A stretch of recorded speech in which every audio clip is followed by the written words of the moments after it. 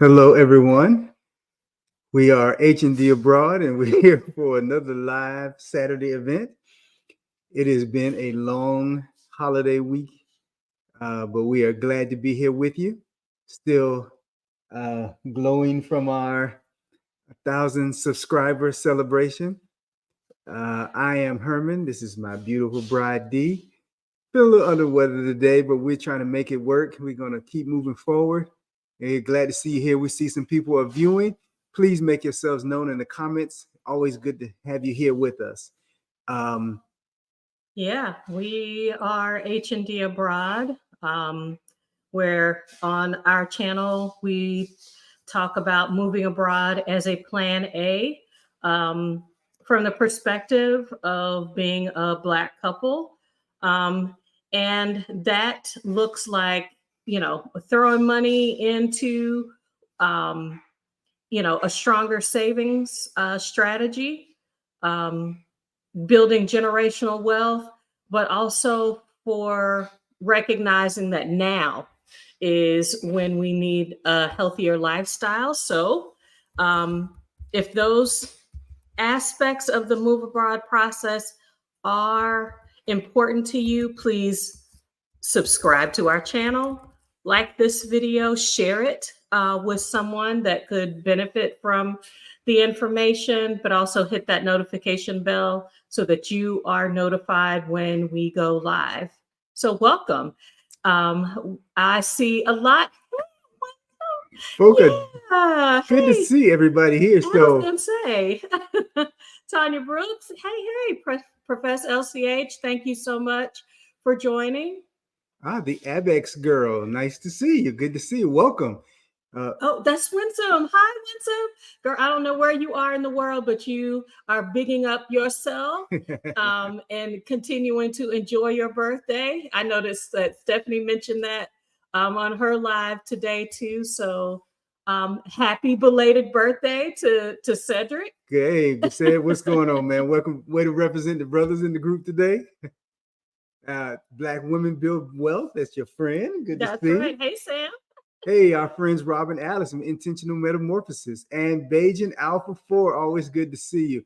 Absolutely. So glad you all are here today. We are going to jump right into our topic of stop overthinking. So a lot of us are, we're planners. We know that the move abroad is the thing that we want to do. Mm-hmm. I mean, it is where we want to see ourselves, not in the distant future. We are not waiting on retirement, but it can be an information loop. It can be an emotional loop, where you feel excited, energized, especially those of us who attend the Exodus Summit. And we have a lot of energy and a lot of excitement. We want to embrace ease. We want to embrace rest. And then it's a month later and it's just like life be lifing. So how do you move from overthinking? And I want to say it's not just the beginning. A lot of us are looking at how can we center a travel lifestyle, and we always think, this is, yes, it's something that I want to do now, but what I've realized is that the overthinking that is a part of my personality has shown up at various stages of the process. So there's always a battle to for me to try to do this in a perfect way, to try to make the best decision. But what I'm saying for 2024 is I'm out the door. I don't care where we go. I don't care if it's slow travel. I don't care if it is, if we find a place, we do a longer term a scouting trip. We do 2 or 3 months, and then we come back to the States. We go back to the drawing board. We come up with another place that might be a perspective, and then we go to that place. So The mold that I want to break with the title of Stop Overthinking is perfection. We are throwing perfection out the window for 2024. We do not need a perfect place. There is no utopia. There is no Wakanda. There is no perfect place that's going to give me everything that I need. But as Cedric and Bobby have said on Aging Grateful, there's some non negotiables. And you really don't know how that rubber hits the road until you really start getting close up on your dream. What is the difference between what's the balance line between good planning and overthinking? How do you know that you've tipped too far? Is that When the distance between the research and the action gets longer and longer. So when I'm in my research spiral, and oh goodness, I can go back to when I was in the PhD program, and I was looking for a topic that had, it had data, it had, the funders were looking into, and I was just like, I'm in this loop. When I went back into myself and said, what do I want to study for the rest of my time? What aspect of public health am I really, really interested in? In this move abroad process, what are the things that really will bring me joy, will get me to the next level?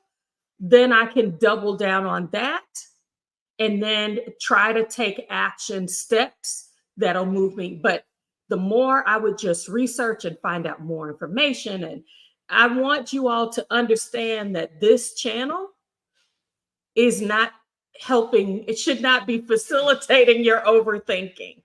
And as much as you accept, receive, acknowledge your being a person who overthinks, I think that applies to me as well. You've said to me on many occasions, hey, I see you doing all this research on the food. I know you got the research down to a science. You've written recipes. You've got all this down, but you are, what's your process? What's your plan?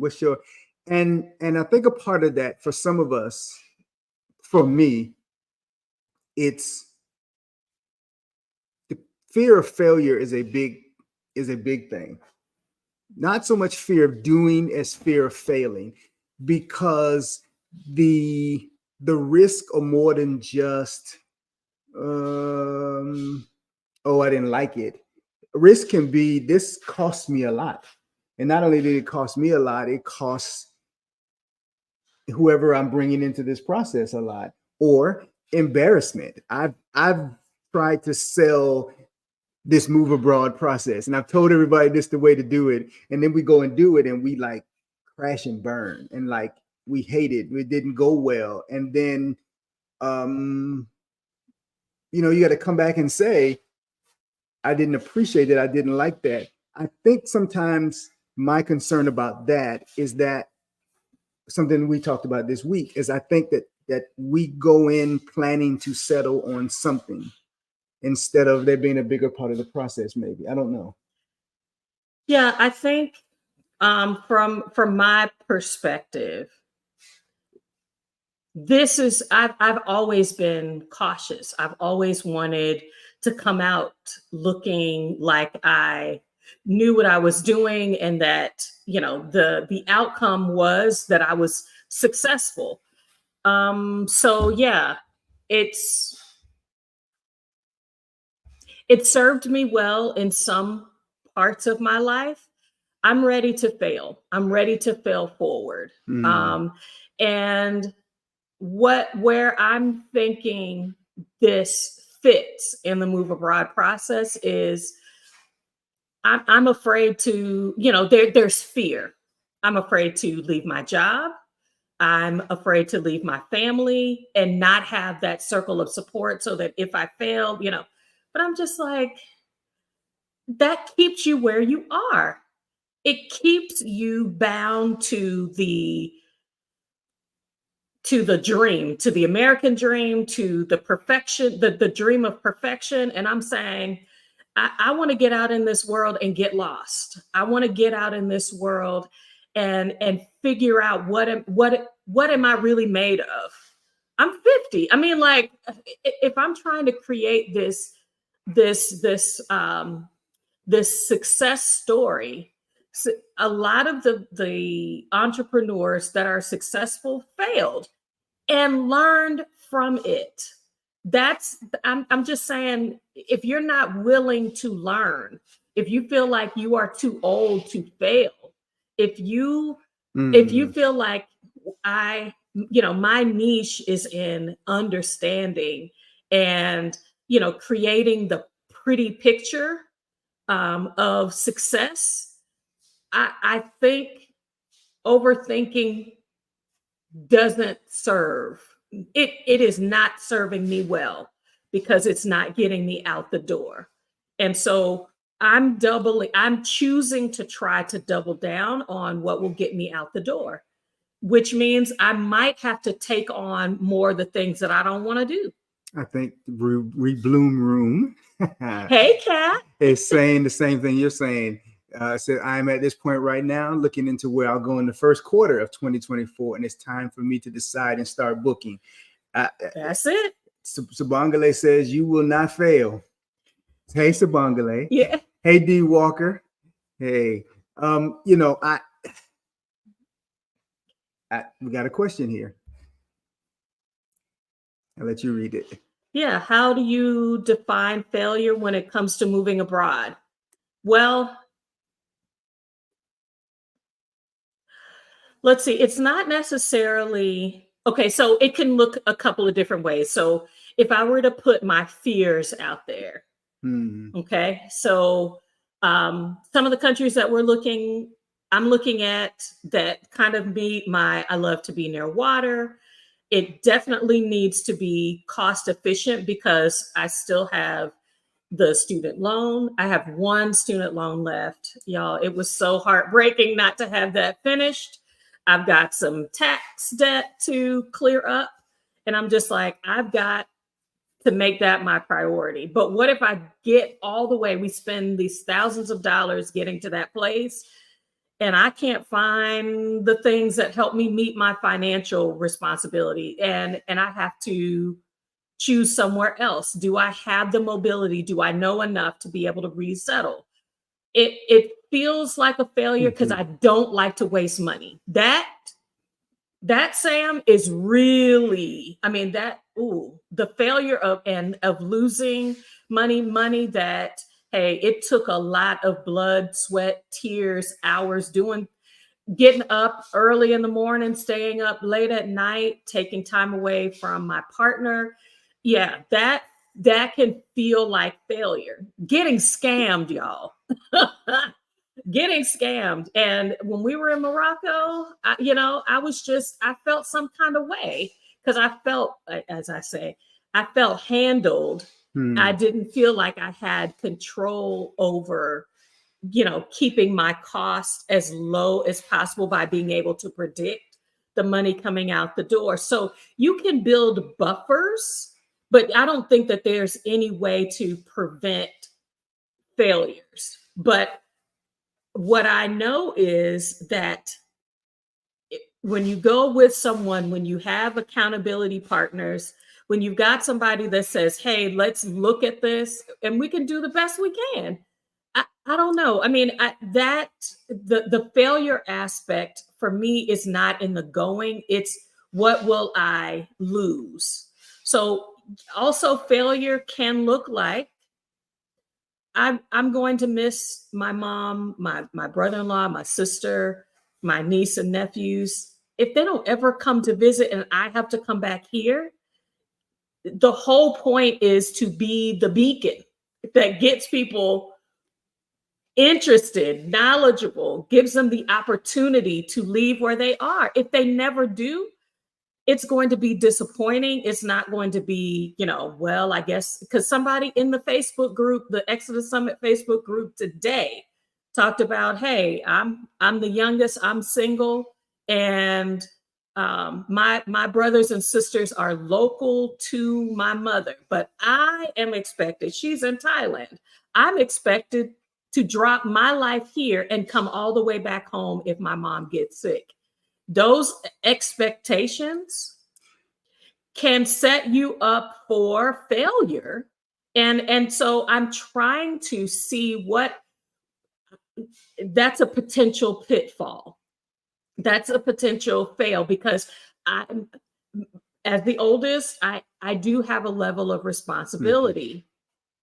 So where can I meet in the middle where, yes, there's going to be some disappointment, but like it's got to fit into the life I'm creating. You said two things that stood out for me that were probably where I was going to go. You said you used the phrase "feels like failure," and you talked about unmet expectations.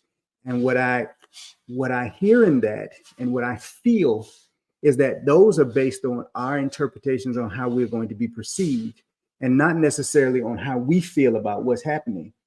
You go and you don't like a place, that's not a failure. That's just I spent more time here. That's not a failure. But if you say, hey, we've spent all this time talking about this place, and people say, well, I thought that's where you wanted to go. And then you've got this outside look on how they perceive, because if the people around you, if their vision isn't the same for this, their understanding isn't the same for this, and then their viewpoint towards it is a certain way, you can feel like you failed them. You failed in explaining it to them. Like you said, you feel like you're supposed to be the beacon. Mm-hmm. And so if it didn't work out the way you explained it to them, and then don't have your family come back. And if they already were, I thought that you were gonna go here, yeah. And ooh. So is it because again, this is an important question. How you define failure? Now, if you didn't plan, one more time, if you didn't plan and you showed up somewhere and you crash and burn, in my eyes, hopefully that's my perception that might be a failure. If it didn't go the way you expected and you can rebound, I don't know if that's a failure. That's just a shift.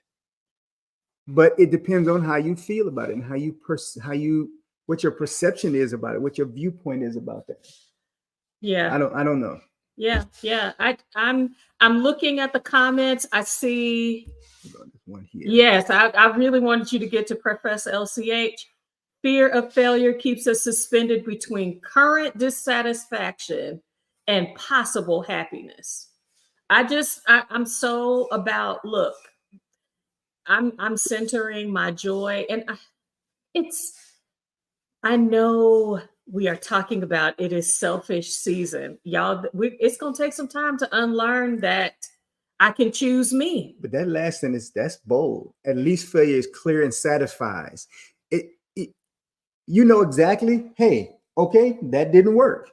Let's move to the next part. And again, I'm not sure I classify that as failure. No. That's just a growth point, right? Yeah. Agent Grateful said, I think failure is if you stay in a place that you realize is not working for you. I've always said failure is not falling down. Failure is in refusing to get up. Yes. It's not falling down. Falling down is just a part of the learning process, a part of the growth process. If you stay down, then you failed. Sometimes the YouTube-ness.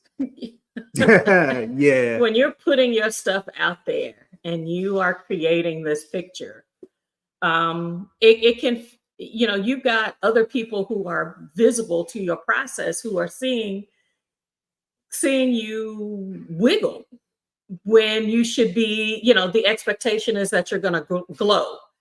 This whole process of us taking 2023 and showing what it's like in the Move Abroad process is that there are probably multiple places that are going to check the boxes that look good on paper. Can we make the shift if we're there, if we need to? So I was all about Thailand. And then I heard about the burning season. And I was just like, I have asthma. I mean, like, how is this going to be my place? It's a whole country, y'all. So I got in the group and I started asking. So, okay, so I know Chiang Mai is not going to be my place a certain part of the year. I watched videos in Costa Rica. The rainy season, y'all, is like deluge. I mean, like rivers of water. And then somebody said, you know what I do during rainy season? I go to Mexico. I go to, I Switch mean, it up. I just go to Mexico and Yeah. then I come back and I was just like, oh, you mean like you don't have to like corner yourself? And so that's kind of what I've tried to see is we don't the losing money. So you can go somewhere on a 3-month tourist visa, a lot of places. And except for Mexico, there a lot of the places that we're looking at, you can do the longer term residency process in country. So like Real talk, real talk, real talk. We were in the middle of the live on Tuesday, celebrating the 1,000 subscribers. When it hit me, wait a minute, we could do stints while we're in this growth process. I mean, it's like, it's not that we haven't had this conversation. I think the concept of that, because we've talked about it in terms of going from this place to that place and this place, leaving and going and not making small transitions because that may work better for us. And it just hit me. And it was just like, okay, that put a whole what Herman is describing is that we keep our house. Mm-hmm. We're looking at, possibly Airbnb. So we make the whole house completely available for 3 months and we go try a place and then we come back and then we regroup. That way, the pressure what are the pressure points where you feel like I'm overthinking it because it's hard. I mean, it's hard getting we've been married for 24 years. We have even though we have done an excellent job, and that has been because we've moved 3 times in the last 7 years. But we lived one place for 16 years. So, we've had to we're having to roll back the acquiring things. Now we've got to get rid of it. Is the fact that we are not getting rid of the things going to hold us back? No. Mm-mm. But we may be putting too much pressure on how we go about this process, and that just kind of just kicked my feet out from under me. I've got firstbornness. What is the whole process? What am I supposed to be doing? Where am I supposed to be going? How am I going to explain it? I'm beginning to realize that I'm having a lot of in my sleep anxiety, and it may have a lot to do with what I'm trying to express outside of us for this process. And I who was it said down here? I'm doing this for myself. Yeah, I mean, we've said it all along. One of the things that I've realized in this overthinking process is how much we're sharing with you that we are right in the middle of. That I'm having to, when I review some of the content that we put out, is I'm going, okay, I need to make sure I'm putting into effect all of what's coming out of my house, because my life is still happening in the middle of all this. And in the middle of all this, everything begins to become overwhelming. And that's where I know I'm overthinking. I think what I have had to embrace is good enough. Whoa. And that is not my personality. Whoa. Is this place that we're thinking about good enough? Does it check enough of the boxes to make sense? We continue to refine why we are leaving, what is our motivation, and then what can we put in place that helps us to get out the door in a timely manner. So I also wanted to talk about one of the ways that I'm moving out of the overthinking is creating some pressure, some counter pressure. So, yes, we have an audience that we've told that we're moving in 2024, that we want to not just, I want to honor the word that I have given to myself, that 2024 is the year where I take on more joy, more rest, more peace. But I'm not going to be held to a standard that is self-imposed, Ooh. that I can say it's okay to not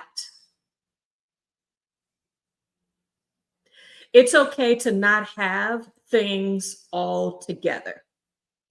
Okay. It's okay to have to pay rent in two different places Ooh. until we figure it out. It is not ideal. I know that I have to solve some problems, and right now I'm just saying some things are just going to have to be left kind of undone, but should have some kind of solution that is not long term. So yes, I could probably take everything that we have right now. I mean, not sell anything and put it in a couple of storage units. Is that a long-term solution? The way they are building storage We are. businesses, I was just like, a lot of people are putting away whole lives that they don't even, when they're going through them, they don't even know what's in there. Right. And I'm spending hundreds of dollars every month. So does it get me out the door? Yes. Is it a long-term solution?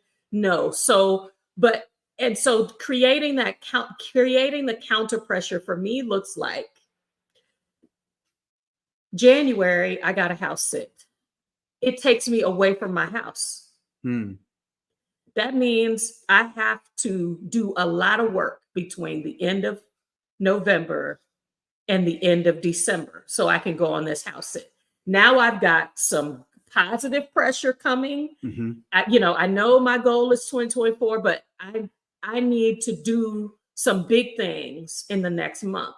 So this is not the time where I'm going to be shopping and taking advantage of Black Friday deals. I don't want to bring nothing else in here because I'm going to have to get rid of it. And so people are wanting to purchase things this time of year. We had a 9-foot Christmas tree. I've got all these Christmas ornaments. This is the perfect time of year to sell all the Christmas stuff. Because we already sold the tree. And my coats that I know if I go to a cold place, I don't need all. I've got I love the vintage coats with the fur around the collar and the fur on the sleeve.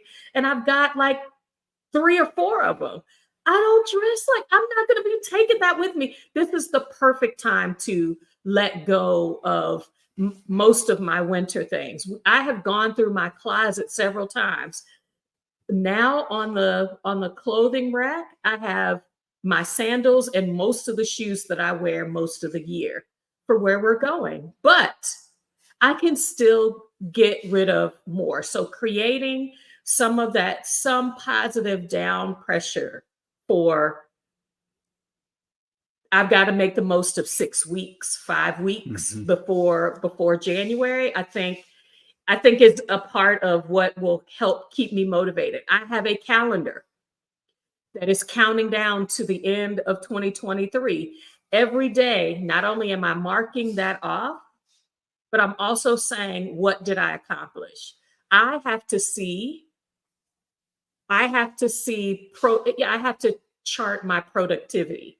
So I think for me, getting out of my head means I'm making a list of what can I do now, and then I'm marking that off. Some of it is super realistic.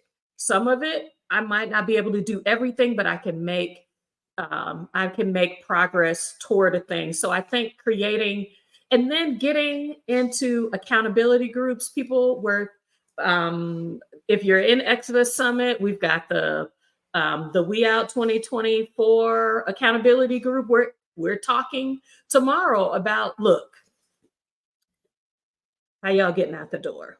I need some new ideas, or I need, or I'm here to get an audience for celebrating, the thing or things that I'm doing. Like getting in community, hearing other people ask me, how's that going? I noticed you didn't, whatever. Those are the things that I feel like are helping me to get some perspective on my overthinking and help me move that timeline, like we said, from that learning and research that is, I feel like is my superpower, to, shortening it to taking action. I have to get out of my head. And I've been saying this now for however many videos. This is video number 90. For 90 videos, I have to get out of my head, because the overwhelming concept of where we are right now, of what's in front of me, the man in me is focused on what I need to take care of in front of me. And sometimes taking care of what is in front of me prohibits me from planning, from preparing, from moving forward, because the more I focus on that, then I'm not paying attention. Then it feels like what's I need to be taken care of so that we don't go under gets away from me. And finding the balance, because that's the word, finding the balance between the current care and the future preparation, sometimes it's hard to balance for me. You got two comments here that Yep, both are I'm saying the getting same ready. thing. I'm getting ready to. You should have. Yeah. Okay, hold on. There we go. Yes, nothing beats a failure but a try. I mean, I want to see more of us in that trying. I love that Stephanie Perry said, "Look, I'm out here, and these young people are teaching me, teaching me about hostels, teaching me about house sits, teaching me, and that is the trying part." Or as Yes, Professor I can Elsie be says, look. I not can be trying. looking. I can be looking and learning more. But if I don't try it, I don't know what works for me. I am not too old to learn a new thing. Hey, so many of our failures are good stories. It's why I'm married to her, because I messed it up, man, and she's still, yes, yes. Let's see, let's keep scrolling.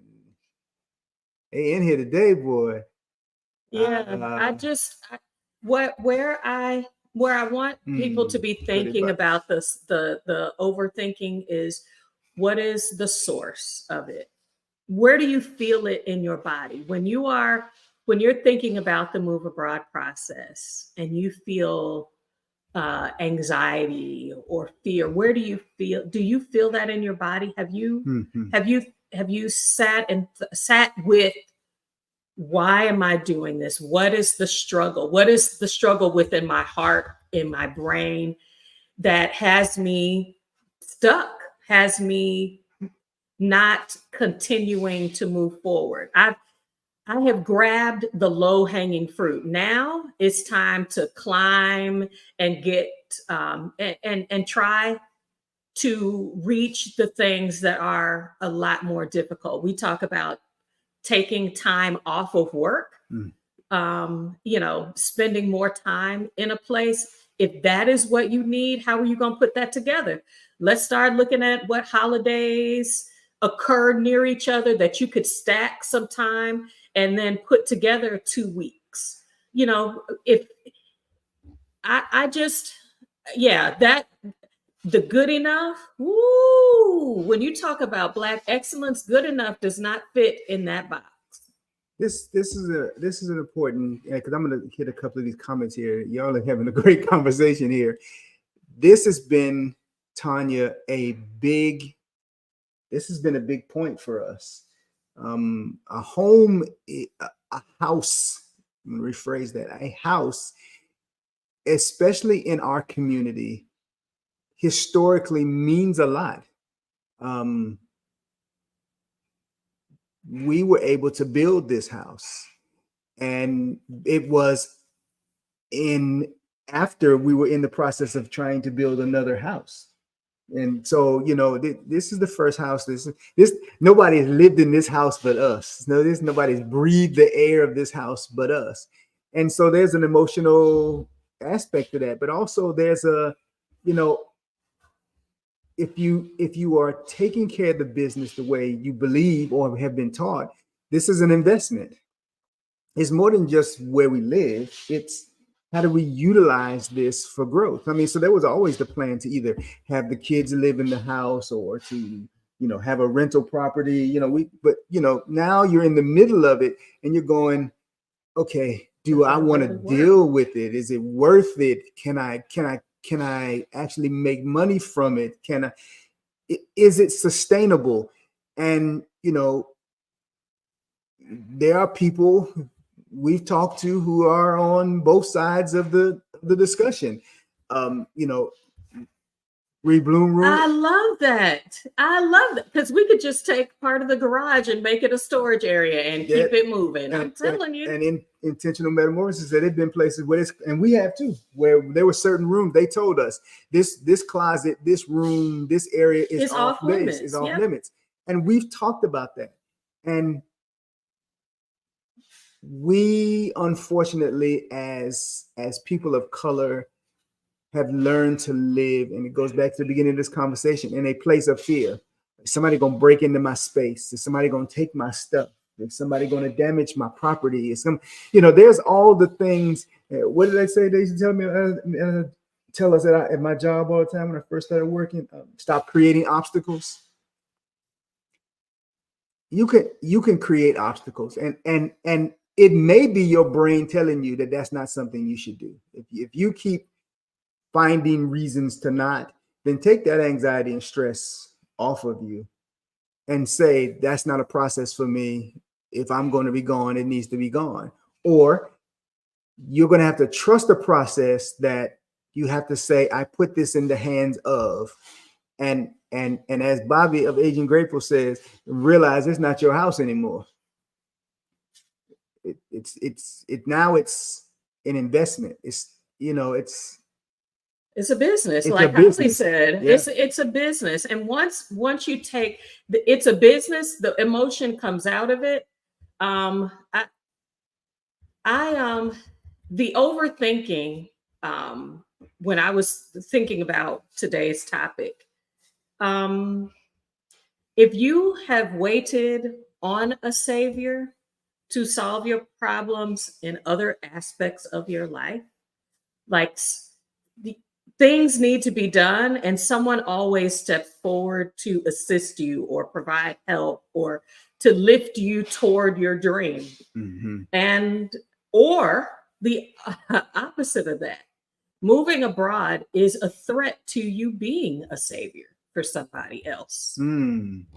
Okay, so if you've always been the go-to in your family for things getting done, and now you are upsetting the balance, either that has served you to be seen as that go-to person, or that has always had someone else, and the move abroad process is attractive. But if you're out here, trust me, those of us who are out here, we are open to fellowshipping, but I cannot solve your problem. You are an individual entity in community with others who are not here to necessarily support you financially, but we support you in other strategic ways. That can feel threatening. And so taking myself out of the savior role as a parent, that where I can catch my kids, I can be here. Hey, your car stops, I can come pick you up. I'm waiting to see you so that if you look sick. Our son came in, he was like, oh, I need my nebulizer for my, and I was just like, you couldn't said, mommy. I was like, he had grown. He's 21 years old. You have asthma symptoms. You have access to telehealth. You can go to the doctor. You know where your medication is. and you can pick up the phone and call me. Like, why am I centering being the problem solver? Because it's not always it. One of the things I've had to accept is it's not always the people around us expecting us to do. It's us doing because we expect that we're supposed to. And so we step into roles as parents, as children, as friends that sometimes nobody's requiring us to do. And we take on responsibilities nobody asked us to take on because we assume that they're going to ask or that we're supposed to for whatever reasons. We've got some underlying belief that we're the best person for the job, and or if we don't, then they won't. Which is a control issue. That's And a that control thing. overthinking is, and that, y'all, the planning. Oh, I mean, it's so comforting to have a plan. But this move abroad process means I am not in as much control.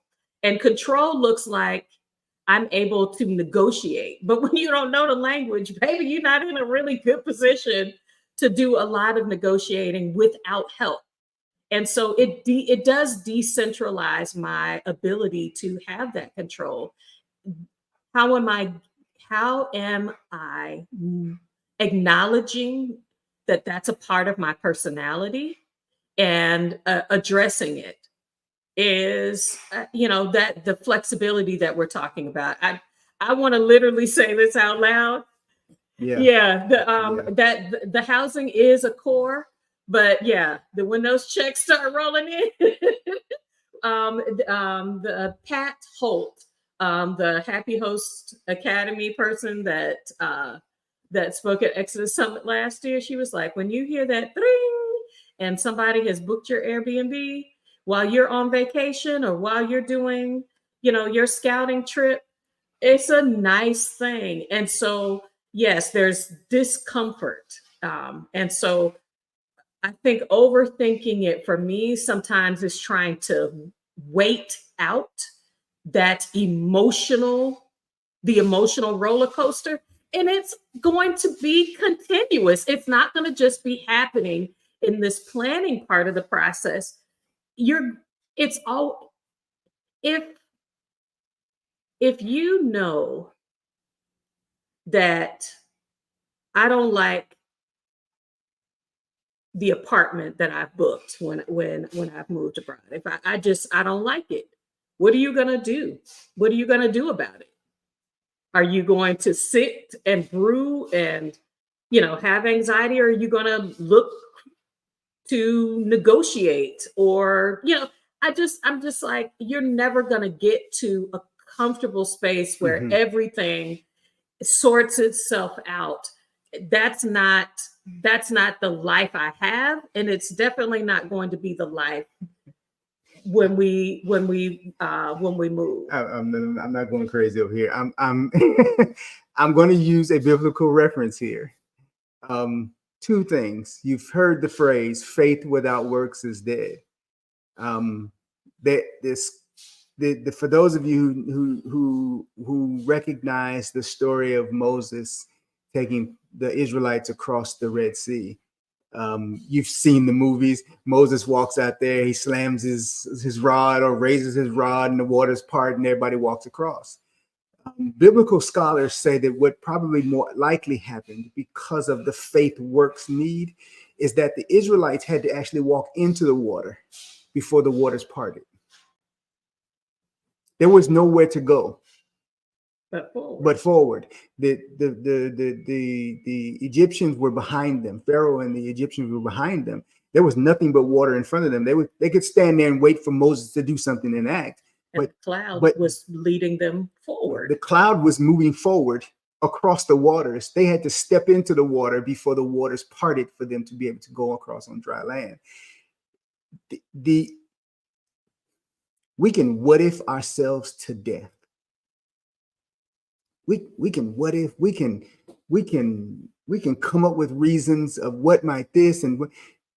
You can't plan for the car accident that happened today. You can't plan that you tripped over the chair and hurt your toe. You know, we you know those things can happen. When you become so what if about life that you can't live life, you're overthinking it. And this process, if anything that I've learned from listening to the countless hours of videos that we have researched from the numerous people that we have interviewed, is this process, regardless of where you go. And that is, if you go across the country to another state, or if you come outside and step down to the nearest continent below us or the nearest country above us, or you move around to the other side of the world, if you're not flexible, I think that's where failure comes in. Mm. Because you're going to run face first into a brick wall. It is anxiety building to not know. Not knowing is what fear is. It's not knowing. It's why people fear death. It's why people fear change. It's why people fear new things. It's because you don't know if it's going to taste good. You don't know if she's going to like you. You don't know if, you know, the parachute is going to deploy. Oh, gosh. You know, you don't know. And Right. and there is, you can embrace the thrill, or you can embrace the fear. And I'm thrilled about the opportunity to do something new, as well as I am terrified. So Bangla is putting forward an important point that I have considered as well, is healthcare. And that's why healthcare is high on our list. It's why we look at the rankings of countries. But what I know for sure is I would rather be in Costa Rica or Thailand or Spain or a lot of different places that have healthcare that is more affordable. Okay. That's more accessible, that I don't have to wait a year to get to a specialist, a year or two to get to a specialist. That most Americans, the number one reason for bankruptcy is medical debt. That I cannot do that here, that I can receive quality, timely health care somewhere else. And I've had to resolve that within myself. And so when I do the research, I look for examples of people who not only have healthcare, but have engaged the healthcare system. What did they find out about their policy? Mm-hmm. So yeah, there are waiting periods. You know, if you're hospitalized. And so I was just like, well, maybe we get the insurance before we leave, so that when we leave, we're not in that, what do you call it? Sometimes there's like a 6-month period where you have, where you can't receive like major medical, you can't access the benefit. I keep saying there is a solution, but what will get me out the door? And so out of the door looks like making sure that the things that are really crucial to me feeling safe, for me to feel like I am looking for a softer landing.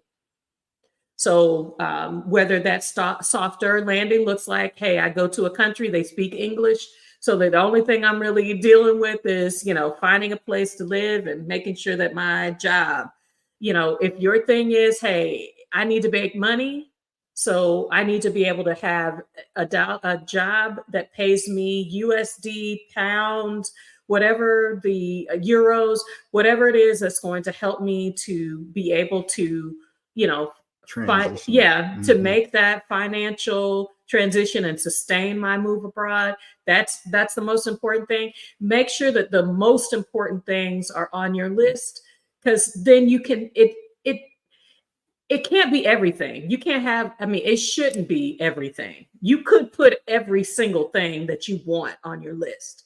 Just like you could say this man needs to be, or this partner needs to have these 50 things, or I can't marry them. I'm saying the most important things you should have on your list. What can you take action on that helps you meet those goals? And that is the initial success. And guess what? I have referenced this video before. Young lady was talking about she and her husband.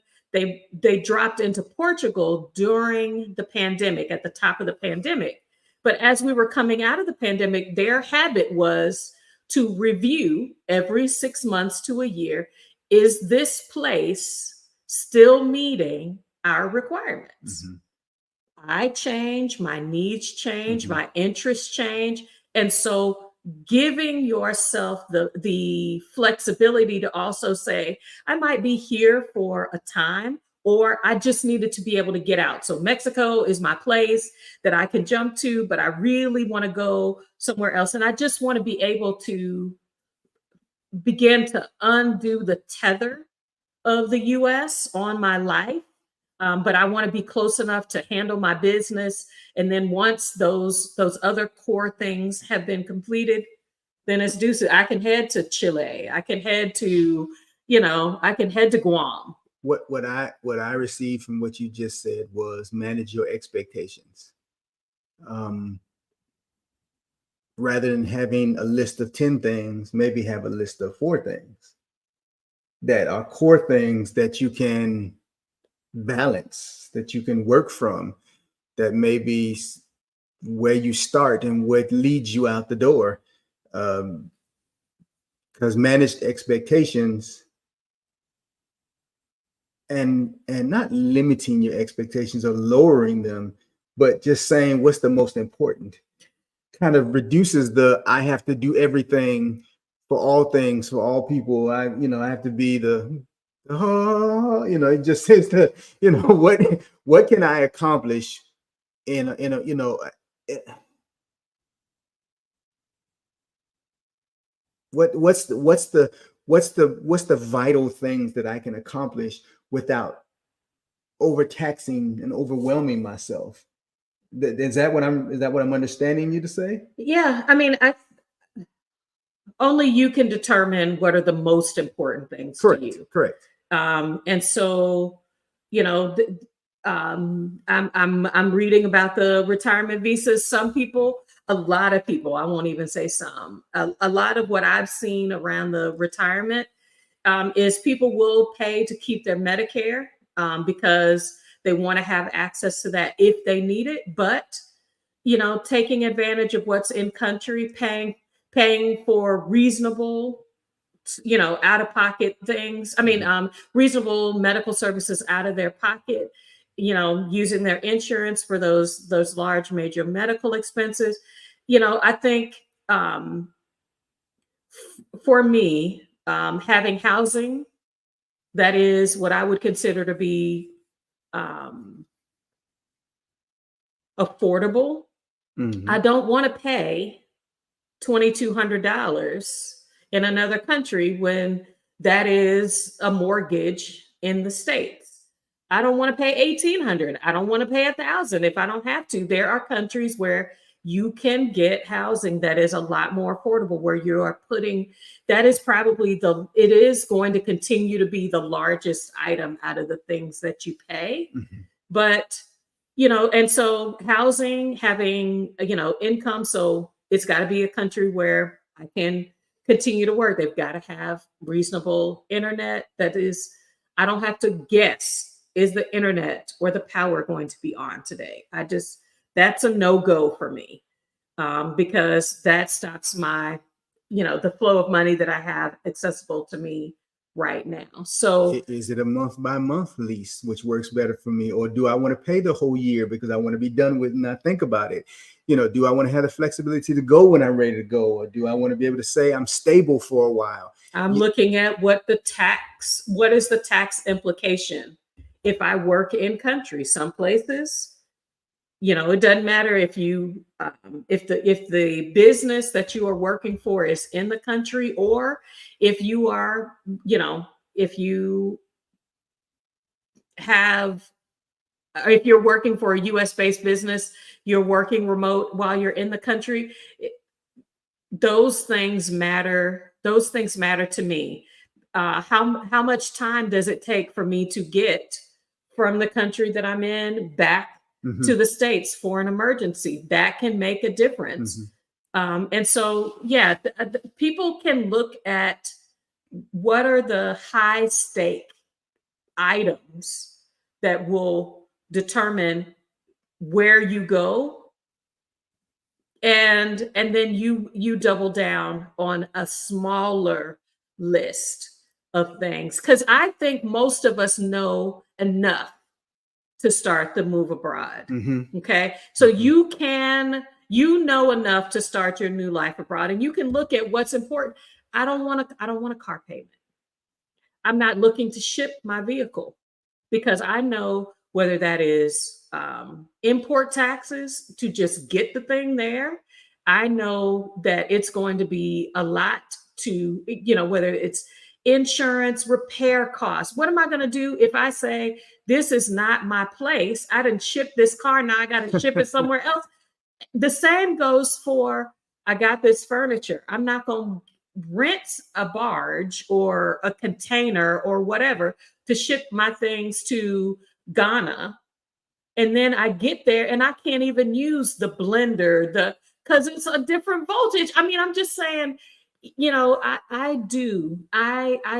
because we are massaging this information, whether you are watching our channel or many others that are talking about what it really takes, the day-to-day things that it takes Mm-hmm. to move abroad, you give yourself credit for what you do know.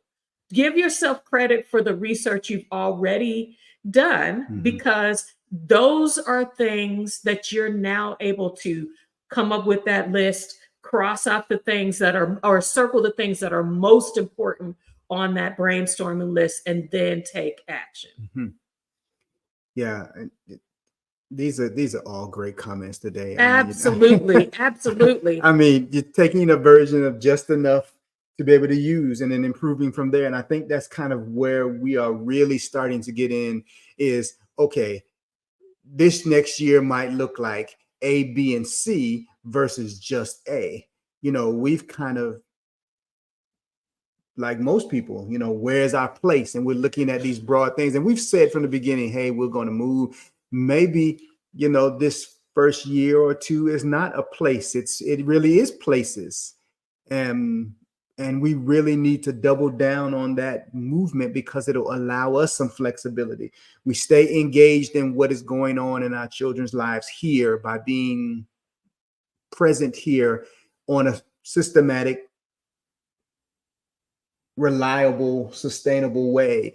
We check in with our kids, we check in with our parents, but everybody gets used to the fact that we're gone, that we're away, and that we're in motion. And then maybe they become a part of that process, because those small bites may be also easier for them to come and accept, because, hey, I need to hear if I'm going to visit, because they're going to only be there.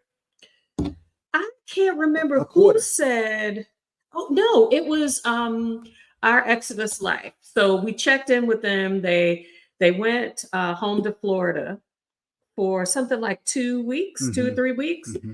And what they found was their family members knew they were coming home, but they could never meet up with everybody because everybody was too busy. So I'm making myself available. And what you find out is people are living their lives just like you should be living your life. Ooh. So, should I get an apartment that has an extra room because family might come? If that stretches your budget, no. Save, put aside $300-400, whatever.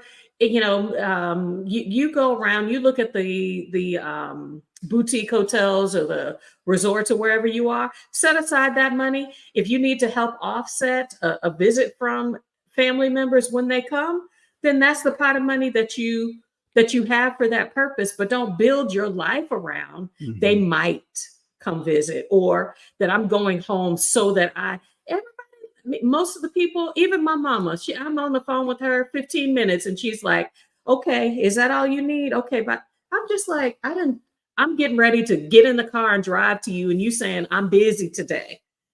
It- Some people you do need to make that time for, but to recognize that folk are out here living their best life. How are you centering yourself, your needs, and living your own best life? I'm saying get free, y'all. Mm-hmm. Get free of the emotional baggage Mm-hmm. that we are bringing forward, the expectations, whether that is implied or has been said to you about how you should be living your life, is maybe holding you down, holding you back, keeping you from moving forward, keeping you from going from this would be a nice, the move abroad process is a nice to have, instead of literally I got to get out of here like my life depends on it.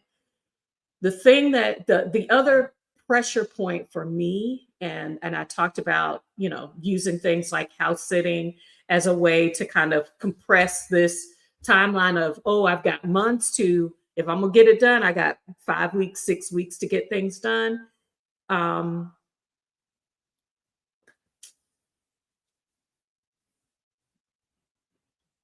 I'm just saying, set a date. And I'm going to say this. Make sure you're not trying to make your move abroad process look like somebody else's move abroad process. That also may be where your pressure point is coming from. Also, if you're going to move abroad, make sure it looks right for you. Everybody is going here. Everybody is doing this. Everybody is going for this long. Everybody is planning, packing. If picking up one bag and leaving is what you need to do, pick up one bag and leave. If you need to pack up your whole house and take it out of here like an Indian travel set, do what works for you. Set your goals and your plans for the process that is the you, and not in the you that looks like everybody else. Uh,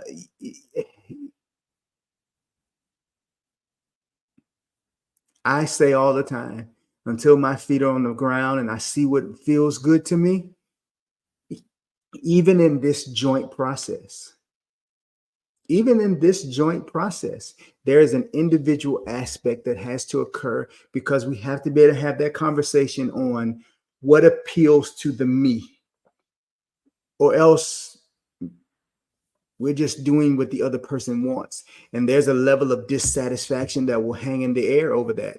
If you are moving to Timbuktu because 90 million other Black folk moved to Timbuktu, and you get to Timbuktu and you don't like it, and you hanging out there because you got stuck there, or because maybe, you feel like, oh, if I stay long enough, maybe I'll like it. This process and any other process in your life needs to be something that is individual and unique to you. It needs to be real to you.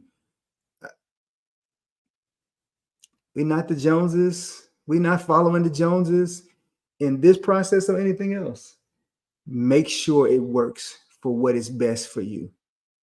This process, I think, touches the logical and emotional, because most of us, many of us, I won't say most, many of us don't consider ourselves trailblazers, and you are blazing a new trail. Very few of us are in a everyday community. Most of the people are not doing what you're doing. Mhm. Okay. And so if you have been in the flow, whether that is, I've gotten married, I had kids, I got a house, I got student loan debt. If you've been in that and now you are breaking out of the flow, it's new. Mhm. The wind is not at your Mhm. the wind is not at your back. You are facing the wind. Mhm. And so how do you get wind beneath your wings? You get in community. You get into the process of, if the only time you are thinking about moving abroad, or planning, or feeling like you're doing your research or taking action, is when you are here with us on Saturdays at 1 p.m. Central Time, then you're not touching it enough. Hmm. Okay. So you think about it and then you brew about it for the week, and then you come back and then we're talking about a new topic, and then you think about that. You're not touching it enough. For those of us who are moving abroad in 2024, this is central to my everyday thought process. I am touching this move abroad process with this binder, this planning document that is 18 months, that every day I'm writing things down. I'm setting appointments. I am, I've on the wall right now is what areas of the house need to be cleaned. It has Monday, Tuesday, Wednesday, Thursday, Friday, Saturday, and Sunday. I give myself a start time, a completion time, and I mark off the days that I actually did the work. Y'all, like, I am touching this process every day, just like the money conversation doesn't just happen about, it doesn't just happen when bills need to be paid. We're looking in the account every day. You don't win financially with your investments by looking at it once a year. You are studying what is an ETF. You are studying mutual funds. And it is not you're studying this stuff every day. You are reading books. You are doubling down on this. Yes, you can learn. You cannot learn your way to moving abroad. You have to learn and take action. These are muscles that have to work together. There's a book I was hoping would give me a whole lot more content for today's conversation, but it was talking about slow thinking and fast thinking can work together. And so you have to now do things in tandem. Yes, I do. There are some things that will evolve in my understanding, but I need to be taking action as I'm learning those new things. So moving back and forth across the country 3 or 4 times. Ooh, sight unseen. Yes. That I guess that's a skill as well as a temperament. Another continent seems daunting, but leaning into the fact that you've done the hard thing. So yes, the move abroad process may be new, but you can lean into, you already know half that stuff. The guy asked, do you really want to take this treadmill? Because most of the people are taking their treadmills from house to house and never use it. My son begged for us to bring this piano. And then moved out. I mean, I'm just like, yeah. His double bass is sitting in my house, and he lives somewhere else. And so we have a whole piano, a double bass. So I know now. I know now. It is easier to let some things go. Yeah. Because I don't want to have to trek it from place to place. I learned that from move number 1, move number 2, and then move number 3, that the fewer things I have, it makes moving. So there are things that attributes you may not recognize that I think can help you to see. This might be new, but you've done complementary things that you have been successful. And in the middle of your reviews, be proud of your wins. Yes. In these 3 major moves that we've had, we have downsized each move. We don't have all the things. I was going to put a percentage on it, but I'm going to stop. We don't have all the things that we had when we moved from our first home into the townhome, into the rental, into this home. Those things now, it doesn't mean we haven't picked up some things along the way, but in comparison to the whole, fewer and fewer, because all I kept saying was, I don't want to have to find a place to put this. I don't want to have to get rid of this. Right. And you have to see our wins. We still see the whole. We still see all the stuff that needs to go. We still see the stuff in the garage, but we can park in that garage. Yep. In the last three garage ownerships, no car was going into those garages. Right. And we can comfortably park in this garage. That is a big deal. That is major, and the garage isn't larger, so it isn't a. It's we are learning as we grow. We are learning as we grow. So I kind of made a little bit of a short list of wins. So sometimes just telling your family that you're moving.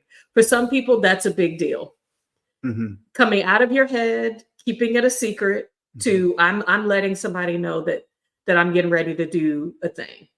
Can be risky, but also can be considered a win for some folk. But I also If you think. downsize from a house to an apartment, Hmm. or from your living facility, whether that, a house or whatever, Hmm. to house sitting full time, like locating cozy. Yolanda, she's been out of her house for a year. That is a win. Even though Hmm. she's not moved to a place, her life visibly looks different. And those are the things that are going to get me out the door. I need fewer things in the living room, and then the kitchen, and then the Hmm. garage. I need to see that my life is changing. That is signaling, not just to myself, but to the people around me, that things are happening. Hmm. So that's what I want. That is the encouragement I want to give today, is to find, whether that is, hey, I got a visa to a place that was simple and straightforward. And we've talked about Mexico. We've talked about getting residency, temporary residency in Mexico. We are not trying to get citizenship anywhere. That is what you can do to get out the door. If that's what you need to be able to have a win, do it, because the cost is reasonable. I won't say low, but the cost is reasonable for doing that. But if that is what gives you the confidence to do a thing, then let's get out there and do it. If you This is what I wanted to share. So I've had this struggle with, should I talk to my employer about the director of my department about staying with my job? Y'all, I just found out this week that my coworker has been working out of the country for several months and will continue to work out of the country for several more months into the future. And I was like, so I'm all fearful about saying something, and somebody else is already gone. Like, come on, y'all. I mean, you get stuck and you overthink when the action could probably be a whole lot less likely. Now, she has a different position that can be seen as a little bit more critical to the work that we do. She is a SME, a subject matter expert. And so she may have that leverage within her position. But I was just fearful of saying something and then found out that somebody else on our team was actually doing it. Like, You, don't fear yes or no. You have to frame. I do know I have to frame it so that it is beneficial to the team, and not, hey, I want to do this and this helps me and this is, but don't be afraid to do the thing, because you won't know. And is this really where I want to stay? Those questions, you need to have solid, definitive information. It, do it. if Do it. expand on something you mentioned a minute ago. You mentioned telling your family, letting them know where you are and the decisions that you're making. Um, Two things. One, educational information is important. I find that a lot of people that we're sharing information with struggle with the difference between visas and citizenship. Um, Visa, the residence, being able to be a resident somewhere, and I have, because people see citizenship is, I have declared off my U.S. passport, and I am now a citizen of wherever. And that brings a lot of anxiety to family members because they think then that you are going to be completely absent. And sometimes simplifying the information that you share with others and giving them the information so that they understand rather than trying to convince them or coerce them, you're simply saying, hey, let me provide you information about what I'm doing. And it may mean taking a step back and breaking it down because you've done all the research. So you know all the big terms, you know all the, and you feel more comfortable. And you feel comfortable about it. And you may need to dial it down a little bit and say, let's give it to you a little bit. Auntie Lane texted me and she was like, oh, so you all are gone. And I was like, no, we're here. And she was like, oh, I thought this. And we had a whole, and I don't, get in texting a lot. And we went through these little texts. And when she was done, she was like, oh, I understand that different now. Okay, I see what's going on. I understand it better. And that little bit of time slide conversation, I think, what do you say, took the pressure valve off a little bit. The other part to that is Lawrence said, we were talking to the young couple in Thailand. Last week, yeah. Lawrence said he waited till it was time to tell them when it was time to go. You may need to, for some family members, for some people in your life, may need more time to have information, and some people may need less time because what he said was the feedback he got was, well, I wish you had told me. I would have tried to talk you out of it. And he's like, that's why I didn't tell you. And I think especially for men, that's a big deal. Is we may have to limit the time we share information. We are making decisions and I'm alerting you because the respect of their alerting you allows me to move on without fighting you about it. And you have to deal with it in the reality of what it is. And then we kind of come back.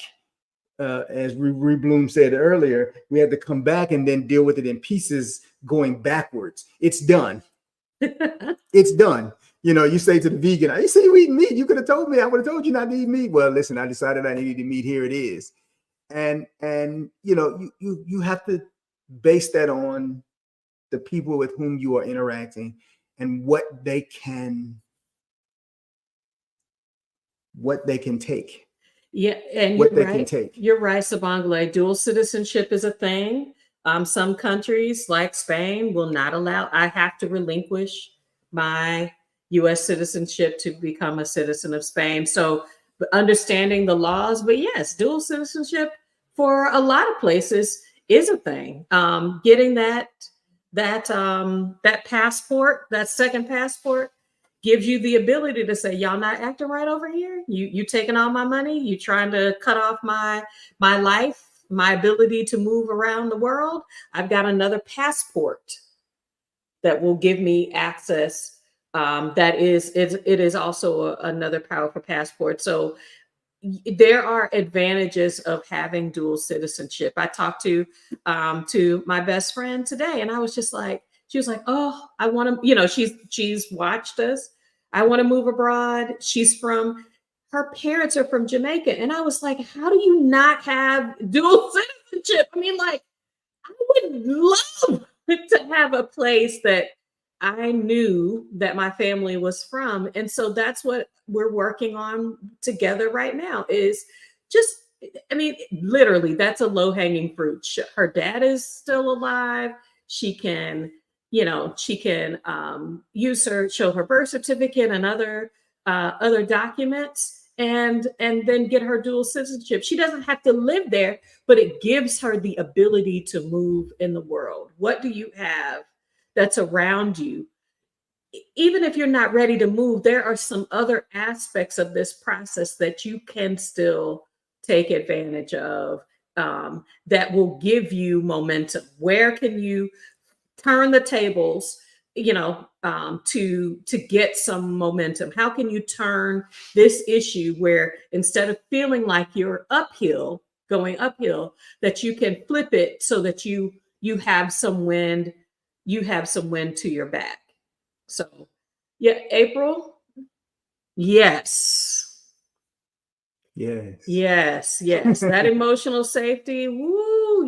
You have to get into the tribe, because I need to be around other people that are drinking the Kool-Aid. They understand it's time to leave. When we start having the conversations about, the 2024 elections, like, we understand why my rights as a citizen. I'm tired of fighting. I'm tired of fighting to hold on to being seen as a full human, whether that is as a Black person, as a woman. Um, when I'm paying more taxes, more of my money is going to pay taxes as a working, you know, person, as other people are not paying this substantial amount of taxes. It just, it makes you say, what could I be doing different? What is going to help me to help myself? Because no political party is looking out for me. Mm-hmm. Mm-hmm. Don't get it twisted. Ain't no political party looking out for you, going to make your dreams come true, going to make sure that you have the money that you need to live the life that you want, or to ensure that your retirement is well funded so that you can have your health care is going to be available in the way that you need it. Nobody but you. So now that you're in the driver's seat, get in the driver's seat and start driving. Buying a car doesn't get you anywhere. Putting gasoline in the car doesn't really get you anywhere. Having a map gets you nowhere. But the combination of those things, I'm not going to go far on foot. I can go farther in a car. I'm not going to go anywhere without gas. If I have to put that in combination, I'm not going to know where I'm going without a map. We're talking about taking the pieces, and so the researching, the emotional investment, yes, that's a part of this process. How are you pulling these pieces together to shorten the distance between what you know and taking action? So that's all that I wanted to say today. I'm gonna be this smart one day, Husbands, wives, sisters, brothers that are here today, Mm-hmm. that are joining us in the future, that are watching the replay. Let's do this. Let's do this. More of us are doing this year than we're doing this last year. Put your shoulder into it. Lean into it. It is attainable. Have the hard conversations with your partner, with your children, with your siblings about care for your parents. Have the hard conversations.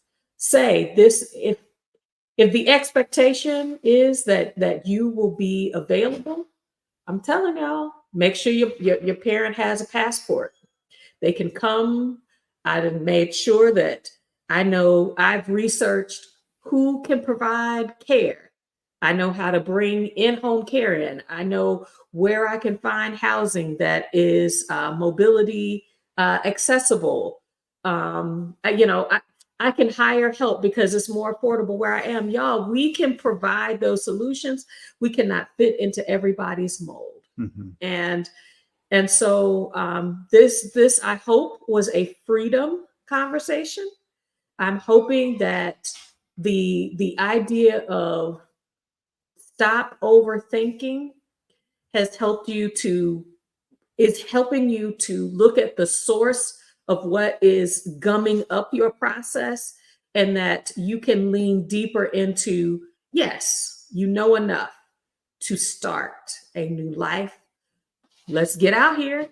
2024 is your year to make big movement on your process, whether you are leaving, whether you are doubling down on things like minimal, becoming more minimized in your attachments, your stuff, or you are choosing a place to spend some time, slow travel, or you've chosen your country, you know that's your place. Let's get out the door. I want to say this, Jay Stokes, we support you. Do the little compromises. If there are little pieces that are acceptable in the process, do those little things. Those little things are big wins. If small traveling and small time abroad is what works, do that, because those pieces build trust in the relationship and build trust in the process. We ain't got to go all in and all for naught. Do what's important. And mom may end up being a part of that process as well, because you'll begin to realize, as we've talked about several times, that there are places to make life for our extended families better as well. Right. So I just wanted to offer that support to you, my friend. We are H&D Abroad. She's D. I'm her husband. Okay. And we are always grateful to have you here. We look forward to see you again next week. We will be. Yeah. Let's see. We're trying to decide. Let's see. So we're taking a family trip. So there's something that I've wanted to do for our kids is we'll be at the Christmas tree lighting in New York. We're going to see family. As you all know, one of the things that I've tried to build into the house sitting process and for this year is to spend time with family and, talk to them in person, face to face about what's happening, how much we love and care for them, take pictures, and so we're going to spend some time away. And so we're trying to see, because we're going to be at the airport next Saturday, we're trying to see how we can do it. We always try to decide whether or not we're going to drop in or pre-record. We really like talking to you all live because you all are the best. So if you subscribe to our channel, hit the notification bell, then and we will be updating the community post with how we're going to go, whether we'll go live next week or we'll do probably a premiere. But we want to continue our accountability. Thank you all for being a part of our accountability community. Absolutely. For sure. Jay, we are still in the process of finalizing, and we're realizing that we may be hitting several places. Slow travel may be our thing. So welcome to our channel. Please watch as much as you can. We are that is a part of what our journey is our growth and forward moving journey. We are narrowing down to a small handful of places that we may. We did talk about this this summer. Have we chosen a place? So I will link that video to this after we're done. So I promise y'all, having a place to go, we know we can always go to Mexico. Maybe that should be a video. You can always go to Mexico. But our passport gives us access sometimes 130 days, 180 days, to be able to bop around the world. And that may suit us as we try to find a place that feels like home. So I promise you, we will be taking action. I will be taking action. I will be out the door in 2024. Yeah, write it down. Yes. Out the door in 2024. Yes. It's good to see you all. We're H&D Abroad. I'm Herman. This is D.